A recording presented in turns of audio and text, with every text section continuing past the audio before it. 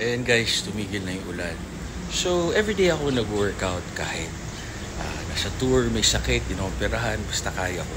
Ano lang naman ako, low intensity cardio for good circulation. Nasabi naman nila na mahalaga yung konting good circulation para sa healing. Kaya yung iba yung cast, hindi na nagka-cast. Ano na lang, brace or anything for 2 weeks and then konting-konting galaw, gradual hanggang sa unti-unti. Parang kunwari, natututo ulit tayo maglakad, ganyan, o gamitin yung siko.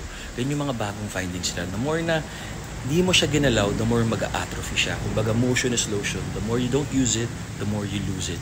Tanungin yung mga physiotherapists tsaka mga orthopedic doctor nyo. Anyway, sana huwag kayo ma-injure. Kung may mga questions kayo, drop nyo dito. Kung may inquiries kayo for shows, gusto nyo kaming kumanta sa birthday nyo, mag-perform, mag-rap, sumayaw, mag-zumba, mag-judge, mag-host, public speaking about health, paid promotion, i-promote, mag-announce, shoutouts, tsaka kunin nyo kami endorsements, DM nyo lang si Wifey Serena Agassi. At we're happy to work with you guys.